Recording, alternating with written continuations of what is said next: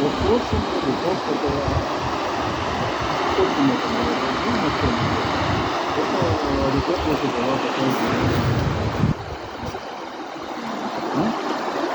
Да, сейчас она чистая,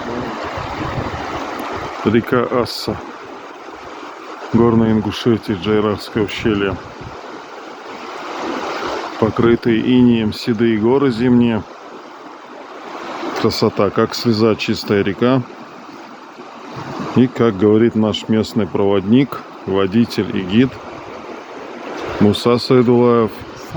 Садулаев. Великолепный человек, изумительный водитель, очень с достойными знаниями гид, экскурсовод. Не зазнаться бы. Зазнаться ты не сможешь, есть круче тебя люди.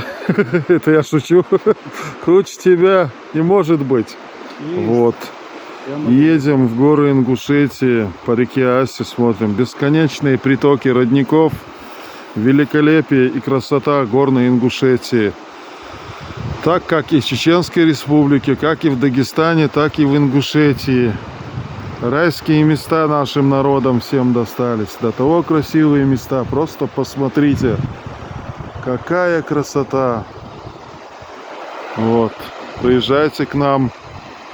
К видео в описании есть электронный адрес. Пишите нам, кто хочет посетить Кавказ. Мы организуем поездки в Дагестан, Ингушетия, Осетия, Чеченская Республика.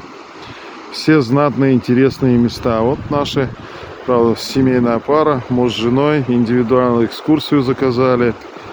5 дней ездим по Чеченской Республике, Дагестан и Ингушетия. Люди довольны.